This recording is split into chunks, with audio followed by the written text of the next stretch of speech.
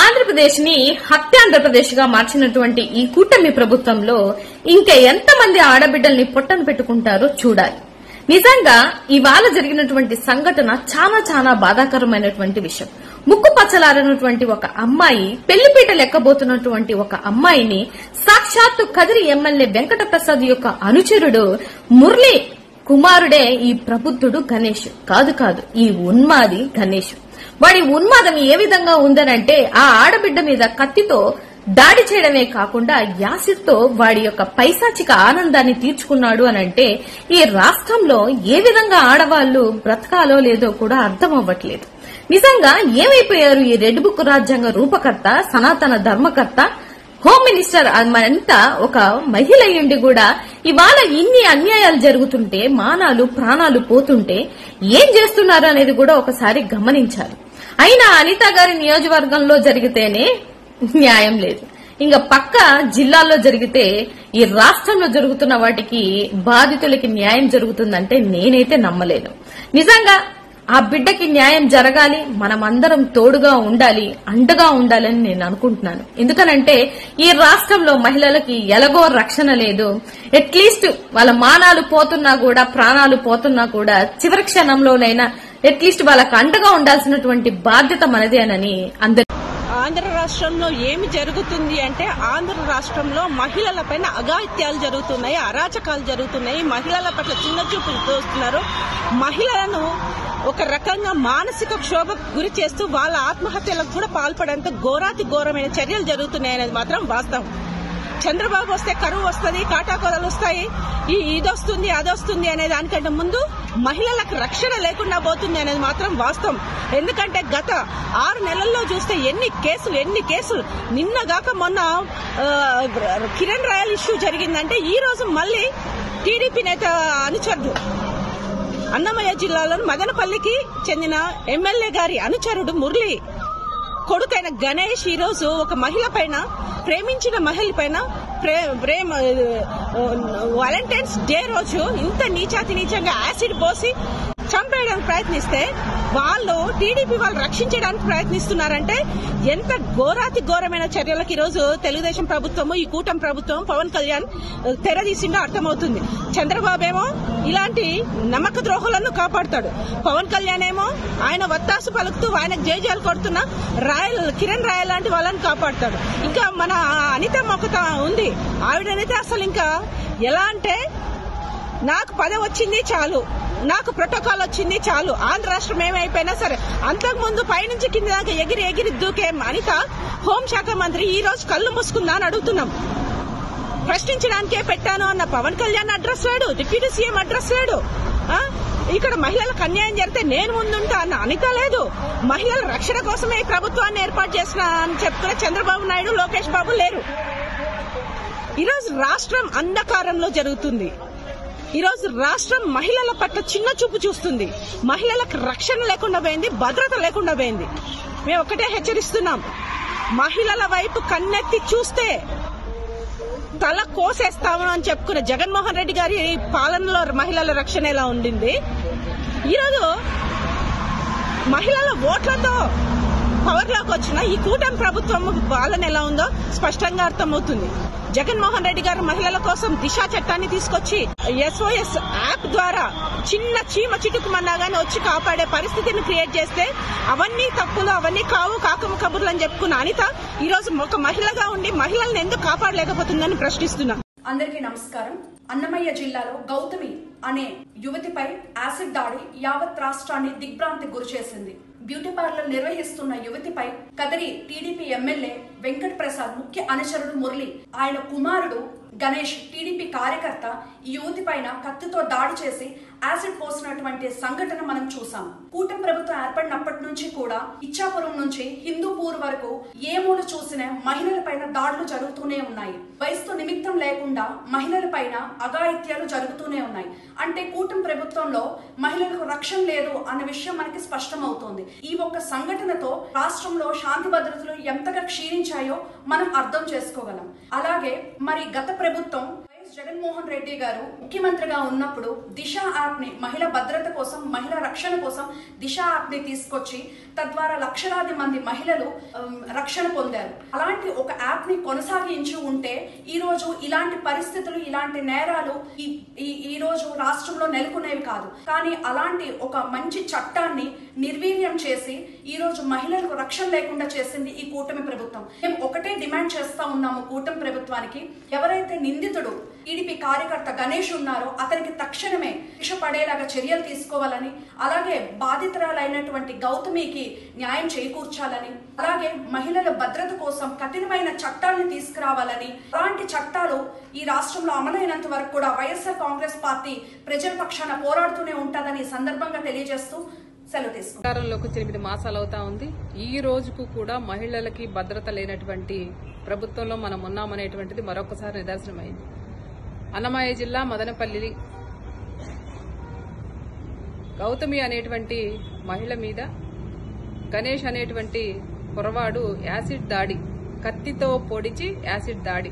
నిజంగా ఎంత బాధాకరం అంటే ఈయన ఎవరో కాదు, మళ్ళీ కదిరి ఎమ్మెల్యే గారు తాలూకు అనేటువంటి చెప్పుకునేటువంటి మనిషి కొడుకు ఈ గణేష్ అనేటువంటి వ్యక్తి. పెళ్లిపీటలు ఎక్కాల్సినటువంటి ఆ అమ్మాయిని ఈ రోజున హాస్పిటల్లో బెడ్ మీద పడేసినటువంటి వ్యక్తికి టీడీపీ కూటమి అనేటువంటి ఒక ప్రభుత్వం అండ చూసుకొని ఈ రోజు రెచ్చిపోతా ఉన్నారంటే మహిళలకి ఎక్కడ న్యాయం జరుగుతా ఉంది అనేటువంటిది మా యొక్క ప్రశ్న. ఈ రోజు హోమ్ మినిస్టర్ గారు ఎక్కడికి వెళ్లిపోయారు? అలాగే మహిళలకి రక్షణ కనిపిస్తాననేటువంటి కూటమి ప్రభుత్వంలో ఉన్న పెద్దలందరూ ఏమయ్యారు? లోకేష్ గారు ఒక స్టేట్మెంట్ ఇచ్చారు, తగిన న్యాయం చేస్తామని. అసలు మహిళల మీద అఘాయిత్యాలు కానివ్వండి, యాసిడ్ దాడులు కానివ్వండి, ఇలాంటివన్నీ చేయడానికి భయపడేటువంటి కార్యక్రమాలని మీ కూటమి ప్రభుత్వం ఎందుకు తీసుకురావట్లేదు అనేటువంటిది నేను అడుగుతా ఉన్నా. చట్టాన్ని తీసుకురండి. మహిళల మీద దాడి చేయాలన్నా, మహిళల్ని ఇబ్బంది పెట్టాలన్నా భయపడే విధంగా కఠినమైనటువంటి చట్టం అనేటువంటిది ఉంటే భయపడతారు. కాబట్టి మీరందరూ కూడా రెడ్ బుక్ రాజ్యాంగం మీద ఉన్నటువంటి ఫోకస్ పక్కన పెట్టి ప్రజలకి, మరి ముఖ్యంగా ఆడవారికి భద్రత కల్పించే విధంగా మీరందరూ కూడా ముందుకెళ్లాలని మేమందరం కూడా మహిళా లోకం, ఎందుకంటే మహిళ మీద నెల రోజుల్లో పెళ్లిపీట లెక్కాల్సినటువంటి ఆ అమ్మాయిని ఈ రోజు హాస్పిటల్ బెడ్ మీద చూస్తా ఉంటే ఎంత పాశవికంగా నిజంగా ఆ మనిషి ఈ పని చేశాడు అని మీ అండతో, మీ కూటమి ప్రభుత్వం అండతో చేశాడు అని అంటే కూటమి ప్రభుత్వంలో ఉన్నటువంటి పెద్దలందరూ కూడా దీన్ని పరిగణలోకి తీసుకోవాలి. ఆ అమ్మాయికి న్యాయం చేయాలి. న్యాయం చేయలేనటువంటి పక్షంలో మహిళా శక్తి ఏకమయ్యి మీ కూటమి ప్రభుత్వానికి బుద్ధి చెప్తుందని కూడా తెలియజేసుకుంటా ఉన్నాం. నిన్న అన్నమయ్య జిల్లా మదనపల్లిలో ఒక యువతపై ప్రేమ పేరుతో ప్రేమోన్మాది కత్తితో దాడి చేసి యాసిడ్ పోసి ఆ అమ్మాయిని నానా రకాలుగా చిత్రహింసలు పెట్టాడు. ఇది చేసింది కదిరి ఎమ్మెల్యే ముఖ్య అనుచరుడైన మురళి కొడుకు గణేష్. అంటే కూటమి ప్రభుత్వంలో తెలుగుదేశం నాయకులు గాని, ఇతర నాయకులు గాని ఏ అరాచకాలైనా చేయొచ్చా? ఇంత జరుగుతున్నా సరే కూటమి ప్రభుత్వంలో ఉన్న చంద్రబాబు నాయుడు గారు గాని, అలాగే పవన్ కళ్యాణ్ గారు గాని, మహిళ ఉండి హోమ్ మినిస్టర్ గారు గాని ఇప్పుడు దీని గురించి స్పందించకపోవడం, వీళ్ళు ఎంత అరాచకాలకైనా చేయడానికి సిద్ధంగా ఉన్నారు. ఈ అమ్మాయికి న్యాయం ఏప్రిల్ 2వ తారీఖున అమ్మాయి పెళ్లిపేటలు ఎక్కాల్సి ఉంది. అలాంటి పిల్లని ఇంత చిత్రహింసలకు గురి చేసి ఇన్ని చేస్తుంటే ఇప్పటి వరకు రాష్ట్రంలో జరుగుతున్న అరాచకాలు అన్ని చూస్తుంటే ఈ కూటమి ప్రభుత్వంలో ఈ రాష్ట్రంలో రాజకీయం అంటే రాక్షసత్వంలా కనబడుతోంది.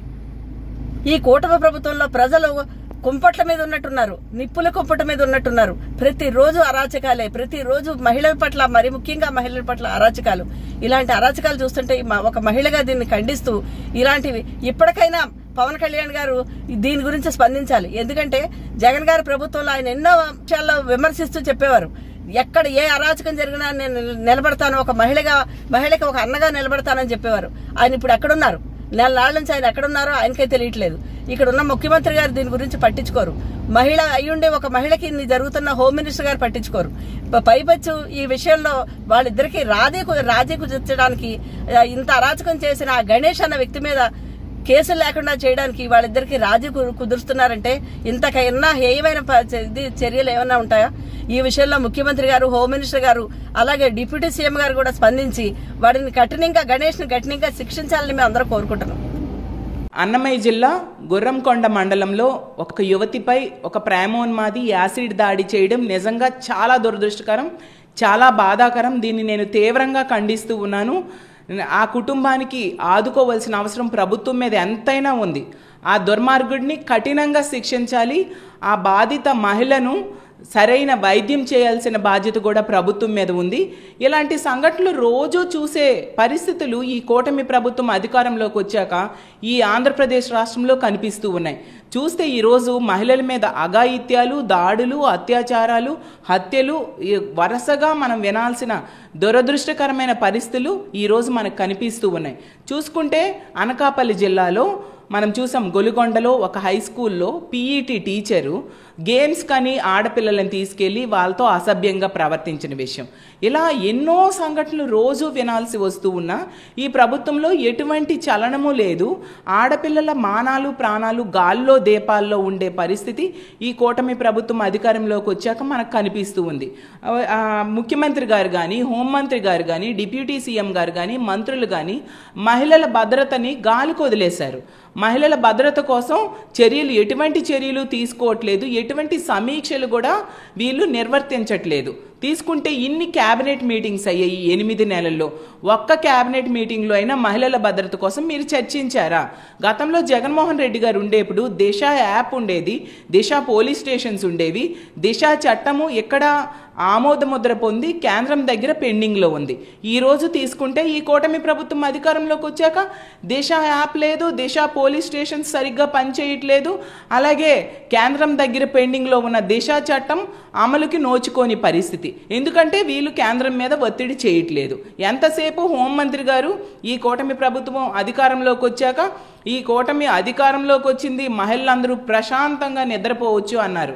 ఎక్కడమ్మా హోంమంత్రి గారు? మహిళలు ప్రశాంతంగా నిద్రపోతూ ఉన్నారు. ఈరోజు యాసిడ్ దాడులకు గురవుతూ ఉన్నారు. చిన్నారులు కూడా అత్యాచారాలు గురవుతూ ఉన్నారు. మీరు ఏ చర్యలు తీసుకుంటూ ఉన్నారు? ముఖ్యమంత్రి గారు మిమ్మల్ని అడుగుతున్నాం, మహిళల భద్రత కోసం ఏం చర్యలు మీరు తీసుకుంటూ ఉన్నారు? ఇలాంటి సంఘటనలు వరుసగా జరగడానికి కారణం ఏంటి? మద్యము, గంజాయి, డ్రగ్స్. అవన్నీ ఈరోజు విచ్చలవిడిగా ఈ ఆంధ్రప్రదేశ్ రాష్ట్రంలో కూటమి ప్రభుత్వం అధికారంలోకి వచ్చాక దొరుకుతూ ఉన్న పరిస్థితి. ఈరోజు 50,000కు పైగా బెల్ట్ షాప్స్ ఈ ఆంధ్రప్రదేశ్ రాష్ట్రంలో ఉన్నాయి. మద్యం విచ్చలవిడిగా దొరకటం వల్ల మద్యం తాగి ఇలాంటి దుర్మార్గులు ఇలాంటి సంఘటనలు వరుసగా చేస్తూ ఉండే పరిస్థితి, ఇలాంటి అఘాయిత్యాలు వరుసగా జరుగుతూ ఉండే పరిస్థితి. తీసుకుంటే గంజాయిని ఈ ప్రభుత్వం అధికారంలోకి వచ్చింది 100 రోజుల్లో లేకుండా చేస్తామని హోమ్ మినిస్టర్ గారు చెప్పారు. చూస్తే ఆవిడ నివాసం ఉంటున్న విశాఖపట్నంలోనే గంజాయి వెచ్చలవిడిగా పెంచుతూ ఉన్నారు. ఆవిడ సొంత నియోజకవర్గం మీదుగానే గంజాయి సరఫరా మిగతా జిల్లాలకు జరుగుతూ ఉండే పరిస్థితి. సాక్షాత్తు ముఖ్యమంత్రి గారి సొంత నియోజకవర్గంలో కూడా గంజాయిని పండిస్తూ ఉన్నారు. ఇప్పుడు కొత్తగా డ్రగ్స్. ఆ డ్రగ్స్ ముఖ్యమంత్రి గారి నివాసం ఉంటున్న గుంటూరులో మొన్న దొరికాయి. అంటే ఎంత ఘోరంగా ఇవన్నీ దొరకడం వలన ఇలాంటి దుర్మార్గులు వాటికి బానిసయ్యి మహిళల మీద దాడులు, అత్యాచారాలు, హత్యలు చేస్తూ ఉండే పరిస్థితి. ప్రభుత్వం ఇలాంటి వాళ్ళ మీద కఠిన చర్యలు తీసుకోవాల్సిన అవసరం ఎంతైనా ఉంది. దిశ యాప్ అనేది జగన్మోహన్ రెడ్డి గారు పెట్టారు అని మీరు దాన్ని ఈరోజు లేకుండా చేయడం ఎంతవరకు సమంజసం? మీరు కావాలంటే పేరు మార్చుకొనైనా అలాంటి ఒక వ్యవస్థని తీసుకురావాల్సిన అవసరం ఈ మహిళల రక్షణ కోసం ఈరోజు చాలా ఉంది అని తెలియజేస్తూ ఉన్నాను. ఎందుకంటే దిశ యాప్ కనుక ఉండుంటే ఈ అన్నమయ్య జిల్లాలో యాసిడ్ దాడి జరగకపోయి ఉండేది అని నేను నమ్ముతూ ఉన్నాను. ఆ అమ్మాయి దిశ యాప్ బటన్ కనుక SOS బటన్ నొక్కుంటే పోలీసులు వెళ్ళి రక్షించేవారు కదా. ఈరోజు ఇన్ని సంఘటనలు జరుగుతున్నా ప్రభుత్వంలో చలనం లేదు. కాబట్టి ప్రభుత్వం మహిళల భద్రత కోసం రక్షణ చర్యలు తీసుకోవాల్సిన అవసరం ఎంతైనా ఉంది. కిరణ్ రాయల్ అలాగే లక్ష్మి విషయంలో కూడా తీసుకుంటే తిరుపతి జనసేన నాయకుడైన కిరణ్ రాయల్ అనే వ్యక్తి వలన లక్ష్మి అనే యువతి బాధింపబడితే ఆవిడ రోడ్డు మీదకి వచ్చి తమ గోడు విన్నవించుకున్నా కూడా తిరిగి ఆమె మీద కేసులు పెట్టారు. వరుసగా కేసులు పెడుతూ ఉండే పరిస్థితి. కానీ ఆ కిరణ్ రాయల్ అనే వ్యక్తి మీద ఇప్పటికైనా విచారణ లేదు, ఒక అరెస్ట్ లేదు. అంటే నిందితుల్ని రక్షిస్తున్నారు, బాధితుల మీద కేసులు పెడుతూ ఉండే పరిస్థితి. అంటే ఎంత దారుణంగా ఈ రాష్ట్రంలో శాంతి భద్రతల విషయంలో, మహిళల రక్షణ విషయంలో ఈ ప్రభుత్వం వ్యవహరిస్తుందో అర్థం చేసుకోవచ్చు. పోలీసుల్ని ఎంతసేపు కక్ష సాధింపు చర్యలకి వాడుతూ ఉన్నారు. మహిళల రక్షణ కోసం ఎక్కడా వాడట్లేదు కదా. అందువల్లే ఇలాంటి సంఘటనలు పునరావృతం అవుతూ ఉన్నాయి. ఎంతసేపు పోలీసుల్ని ప్రతిపక్ష పార్టీ నాయకుల మీద, కార్యకర్తల మీద కేసులు పెట్టడానికి, వాళ్ళని వేధించడానికి, వాళ్ళని అరెస్ట్ చేయడానికే పోలీసులను వాడుతున్నారు తప్ప మహిళల భద్రత కోసం కానీ, ప్రజల భద్రత కోసం కానీ పోలీసుల్ని ఎక్కడా ఉపయోగించట్లేదు. అందువల్లనే ఇలాంటి సంఘటనలు ఇన్ని మనం వినాల్సిన పరిస్థితి. ఈరోజు తీసుకుంటే రోజుకి 50-60 సంఘటనలు మహిళల మీద దాడులు, అత్యాచారాలు, హత్యలు కలిపి జరుగుతూ ఉన్నాయి. రోజుకి 2-3 సంఘటనలు జరుగుతూ ఉన్నాయి. ప్రభుత్వం ఎటువంటి చర్యలు తీసుకోవట్లేదు. ఇప్పటికైనా ఈ ఆంధ్ర రాష్ట్ర ప్రజల తరపున ఈ కూటమి ప్రభుత్వాన్ని విన్నవించుకుంటూ ఉన్నాను. మహిళల భద్రత కోసం చర్యలు తీసుకోండి. ఇలాంటి తప్పుడు పనులు చేసే దుర్మార్గుల్ని కఠినంగా శిక్షించండి. అలాగే రాష్ట్రంలో గంజాయి కానీ, మద్యం కానీ, డ్రగ్స్ కానీ లేకుండా చేయాల్సిన అవసరం ఎంతైనా ఉంది. వాటన్నిటినీ ఉక్కుపాదంతో అణిచివేయాల్సిన అవసరం ఎంతైనా ఉంది. అందువలన మీకు విన్నవించుకునేది ఏంటంటే మహిళల్ని రక్షించండి. అలాగే ఈ అన్నమయ్య జిల్లాలో జరిగిన యాసిడ్ దాడి సంఘటనలో యువతికి ప్రభుత్వం మెరుగైన వైద్యం అందించాల్సిన అవసరం ఎంతైనా ఉంది. ఆ కుటుంబానికి అండగా నిలబడాలి.